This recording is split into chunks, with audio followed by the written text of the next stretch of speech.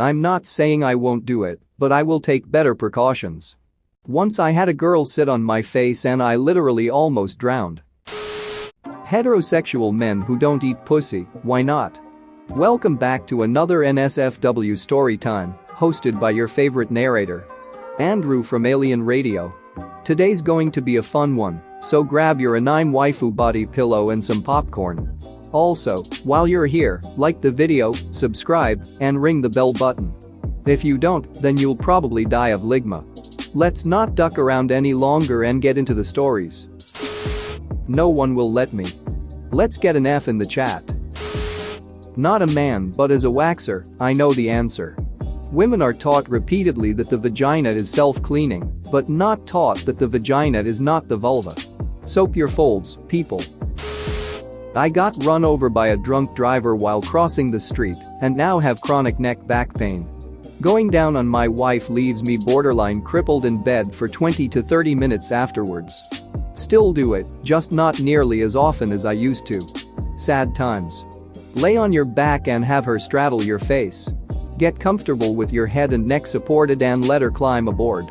We just had a kid and she's pretty self-conscious regarding her body. Her on top doesn't happen, and I'm not gonna push her for it. She's already doing 95% of the work with our kid. I don't want to ask her for more, you know? Great suggestion, wrong circumstances. Hopefully somewhere down the line. She doesn't like beard hairs. Oh god, my BF once went down on me, and all was good and nice, and then, just as I'm about to cum, he's thinking it would be a great idea to ruby beard against her pussy. Rarely have I ever been so pissed about a ruined orgasm.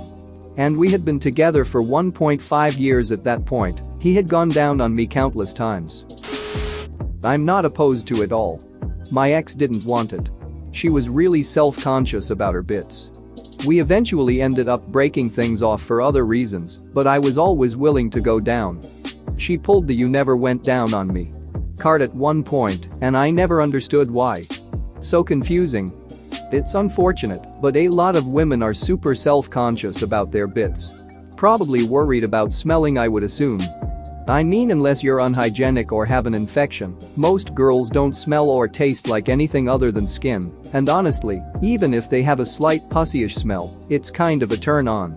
Pheromones are a hell of a drug. I totally understand the being self-conscious factor.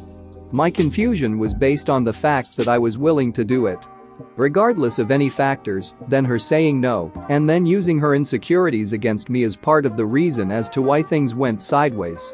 I'm right here. I want to do it if you want it. You help me, I help you. Just don't hold it against me when you say no. Late here, but I dated a Lithuanian guy once who said it was like, if you can't please a woman just with your dick, you're not a real man. Like if you go down on your girlfriend, that makes you less manly because she's not overcome with pleasure just from getting a pounding from you. He also suggested bringing a knife into the bedroom at one point. He wanted to run the tip of the blade over my skin. I'll pass, thanks. Kind of same here. My ex was Mexican and he was not into eating pussy. I didn't really care because I have yet to find a dude who is good at it, but he basically let it fall back on his culture. Me being a Canadian chick didn't say anything as not to offend his race, but I stopped sucking his dick and said my Canadian culture is treat people the way you want to be treated. He didn't like that. Edit. Not all Mexicans, obviously. Also, when I use the term treat people the way you want to be treated goes exactly the opposite way. If I treated people the way only I wanted to be treated, then better hide yo wife, hide yo husbands, cuz I'd be raping everyone up in here. Jokes aside, it goes both ways when you use that term. The irony is that only a fourth of women can orgasm from penetration alone, so it's highly likely his partners were faking it to soothe his ego. If he's not using his tongue or fingers during foreplay sex, or a vibrator, for duck's sake, then it's unlikely the women were genuinely orgasming. Source: research papers, being an actual woman, and hearing my friends complain about lack of oral fingering sex toy usage in their sex lives, or how they have to masturbate once the deed is over. For the love of God, people, wash yourselves first. Sexy shower time is good stuff. You want a blowjob? Wash you balls and shaft like you mean it. You want your man's mouth all up in your business? Wash it. All the nooks and crannies need to be cleaned. Showering together is good foreplay. Added benefit is not having to wonder whether or not you smell good to your partner. Yay. Problem solved. Actually, I think I clean myself more thoroughly when I shower alone. I always feel like I cannot clean myself thoroughly when I shower with my BF, hence I would not be comfortable enough to let him go down on me afterwards. My best friend used to tell me that her boyfriend wouldn't do it because it didn't taste good. If I remember correctly, her response was something along the lines of, "Well, your dick doesn't taste good either, you dumbass," but I still ducking inhaled that bad boy. Edit. I think I need to clarify, he said it didn't taste good. The man didn't think it had a bad taste, his dumbass was just expecting a chocolate-flavored pussy or some crap. As for him, yeah, he probably didn't wash it, it sounds like something he'd do. Edit again. They aren't together anymore, so it's all good. I'm sure she'd appreciate your flavored lube suggestions though. A quick shower and scrubbing of both sides parts is a big helper for oral sex. Seriously, just wipe the sweat off your penis with a lil soap. Edit. Shout out to Punderful Day, who posted below correcting about usage of soap on the vagina and then answering people's questions farther down the thread. Would love to. Girlfriend is self-conscious. Most of us are. I thought there was something wrong with me because the 3 guys I slept with up until my current BF pretty much refused to eat me out. However, they would constantly be asking for head or whatever. The 3rd guy, my most recent ex, only ate me out when he was really drunk and could never find the clit. It's literally not even that hard to find, but he couldn't even find it when he was sober. Edit.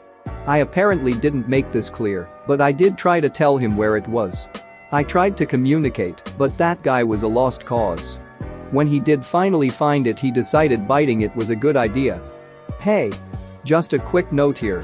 Communication is a great tool to tell your man where your clit is.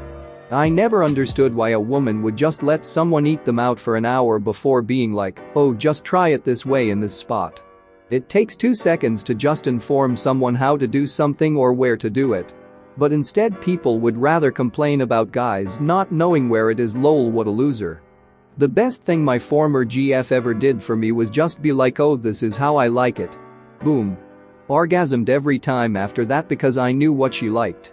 Does she have a pretty chatty internal dialogue?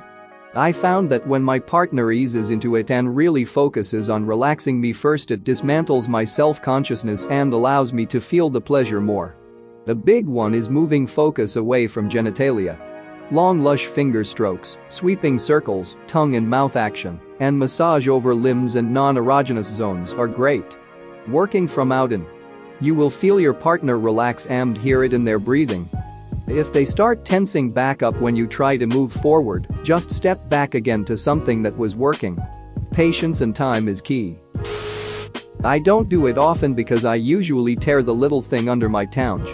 For real, for anyone who experiences this, it's a legit medical issue where your lingual frenulum, the skin under your tongue, is malformed. Normal anatomy will not cause that skin to tear, even from strenuous activities such as eating someone out. The operation to fix this is easy and quick, with usually fast recovery time. Untreated, repeated tears can cause a buildup of scar tissue, which can become painful and lead to infections. See a doctor, guys. It's called ankylosing, and it is now a common thing for children to be repaired. However, it wasn't as common 15 years ago. The reason it's repaired is because it can cause problems with speech, swallowing, and recurring injuries. Have a DR recommend it for the recurring injuries.